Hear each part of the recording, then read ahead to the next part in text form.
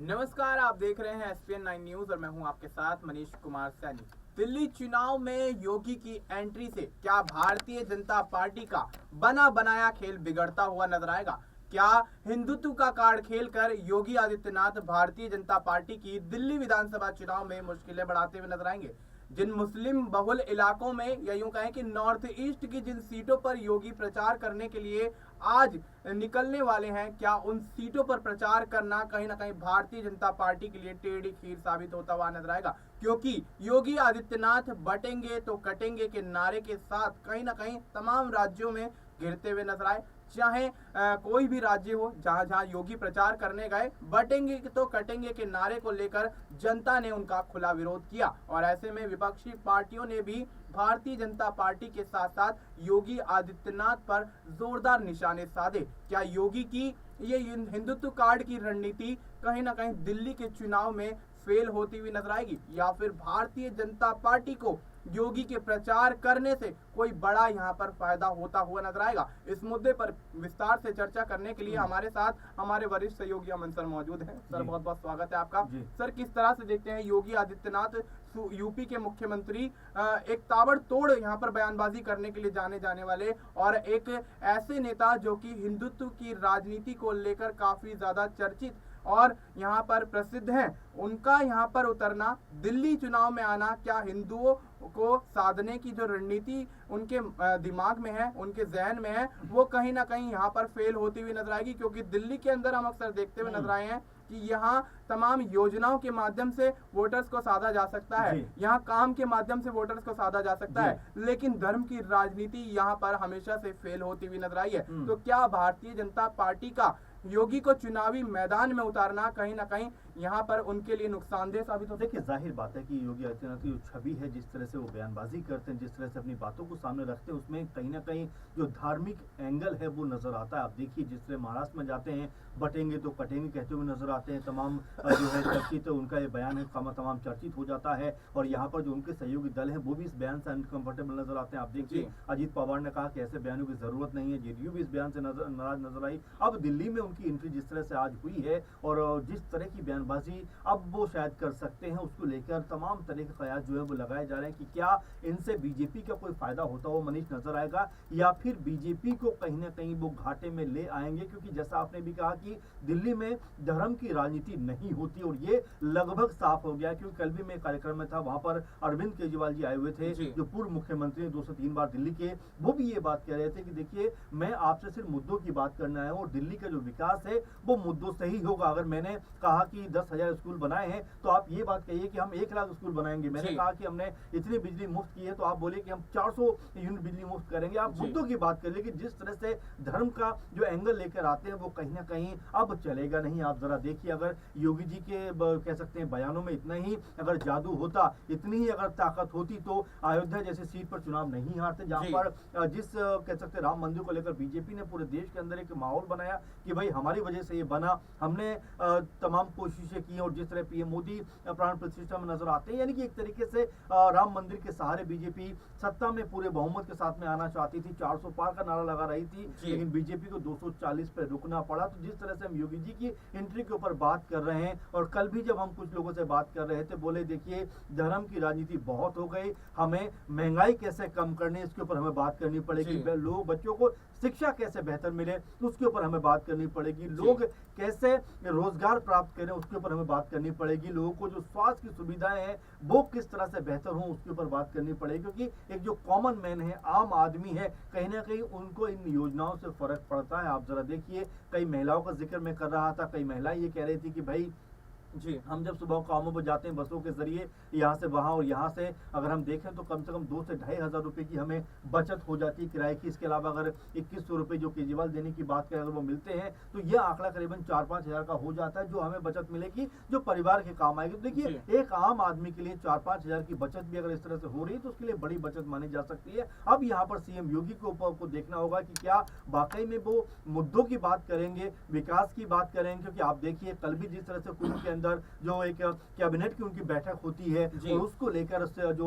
जो अखिलेश यादव है वो सवाल उठाते हैं कि सीएम योगी ने कुंभ जैसी पवित्र जगह को भी सियासी अखाड़ा बना दिया है, क्योंकि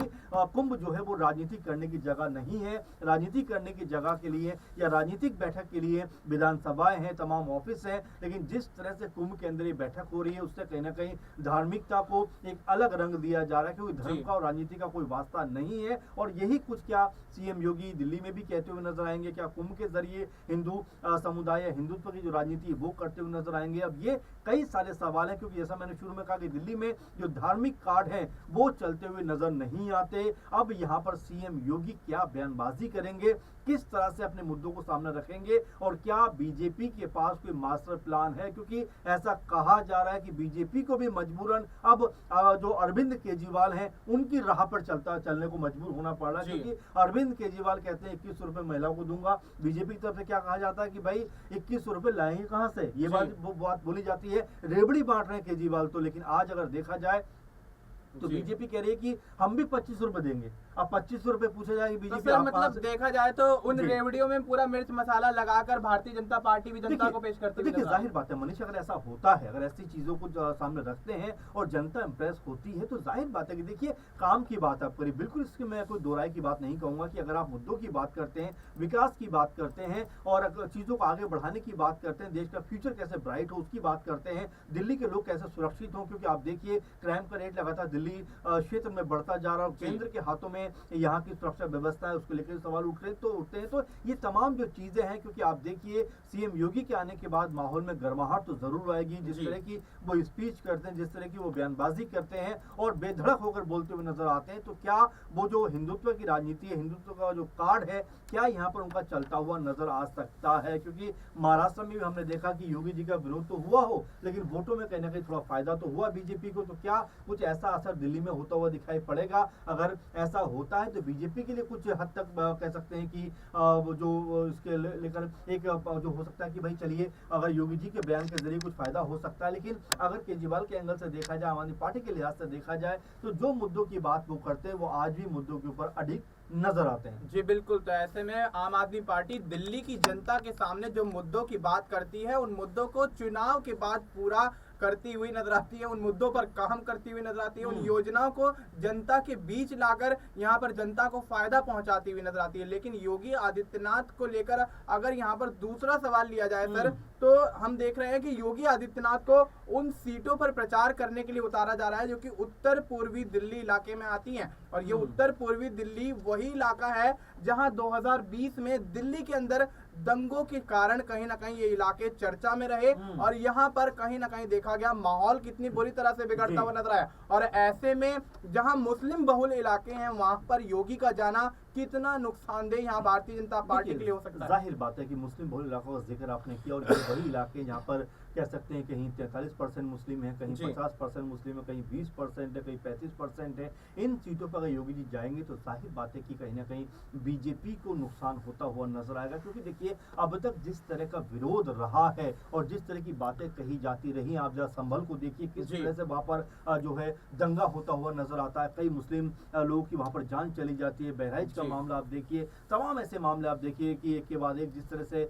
कह सकते हैं कि मामले सामने आ रहे हैं, और जिसमें कहीं ना कहीं सीएम योगी का जो बयान है वो कहीं ना कहीं कह सकते हैं आग में घी डालने का काम करता हुआ नजर आता है, क्योंकि लॉ एंड ऑर्डर की जिम्मेदारी उनके ऊपर है, प्रदेश के मुख्यमंत्री वो है। लेकिन जिस तरह से शब्दों को वो इस्तेमाल करते हुए नजर आते हैं, ऐसा लगता है एक तरफा एक समुदाय की राजनीति वो करते हुए दिखाई पड़ रहे हैं। मोहन भागवत जो आरएसएस चीफ है वो भी ये कहते हुए नजर आते हैं कि कुछ लोग अपने आप को हिंदूवादी नेता बताना चाहते हैं, हिंदूवादी नेता साबित करना चाहते हैं, इसीलिए अनाप शनाप बयानबाजी करते हैं। लेकिन ये देश सबका है, सबको साथ लेकर चलना पड़ेगा। और वो तो ये तक कहते हुए नजर आए थे कि भाई राम मंदिर के बाद अब हर मस्जिद में मंदिर नहीं ढूंढा जाना चाहिए। तो ये तमाम सारे मुद्दे हैं जिसको लेकर योगी आदित्यनाथ के ऊपर निशाना खुद आरएसएस और बीजेपी ने भी कहीं ना कहीं साधा। और देखिए जब आपको याद होगा जब कांवड़ यात्रा निकल रही थी उस समय भी आपको याद होगा मनीष की कई जो ठेले वाले थे या छोटे दुकानदार थे उनको नेम प्लेट लगाने के लिए मजबूर किया गया। अब जरा बताइए कि अब नेम प्लेट लग रही होगी क्या? क्या उसके ऊपर चर्चा है। तो जिस तरह से कह सकते हैं कि अलग तरह की राजनीति योगी जी करते हुए नजर आते हैं, क्या दिल्ली में उनकी जो पॉलिटिकल स्पीच है, जो राजनीति की उनकी छवि है, क्या वो पसंद की जाएगी और क्या दिल्ली में उनके बयानों का कुछ असर होगा? क्योंकि यहाँ पर लगभग जमीनी स्तर पर नजर आता है कि आम आदमी पार्टी के पक्ष में जो माहौल मजबूती से बन रहा है, क्या वो उसको ब्रेक करने में कामयाब रह पाएंगे या उनके बयानों से कह सकते हैं कि आम आदमी पार्टी को ही फायदा होता हुआ दिखाई पड़ेगा? क्योंकि जिस तरह से वो बटेंगे तो कटेंगे की बात करते हैं, ऐसे नारों से विपक्षी दलों को फायदा होता हुआ नजर आता है। जी बिल्कुल, तो ऐसे में योगी आदित्यनाथ बटेंगे तो कटेंगे की राजनीति करते हुए नजर आएंगे या फिर कहीं ना कहीं जनता को एकजुट करके अपनी तरफ वोट बैंक खींचने के माध्यम से कहीं ना कहीं लोगों को साधने का प्रयास करेंगे? क्योंकि जिस तरह से योगी आदित्यनाथ की भाषा शैली तमाम विधानसभा चुनाव, लोकसभा चुनाव और अन्य चुनावों में हमने देखी है, अन्य राज्यों में हमने देखी है, तो क्या वही भाषा शैली और वही माहौल बनाने का तरीका अपनाकर योगी आदित्यनाथ भारतीय जनता पार्टी की दिल्ली विधानसभा चुनाव में मुश्किलें बढ़ाएंगे या फिर कहीं ना कहीं योगी आदित्यनाथ इसके विपरीत जाकर जनता को साधने का पूरा प्रयास करेंगे और ऐसे में धर्म की राजनीति को दरकिनार करते हुए मुद्दों की बातों पर यहाँ पर जोर देते हुए नजर आएंगे? फिलहाल आपको इस मुद्दे पर क्या कुछ लगता है? आप अपनी राय हमें कमेंट करके बता सकते हैं। बाकी देश और दुनिया से जुड़ी तमाम जानकारी के लिए आप देखते रहिए SPN9 न्यूज।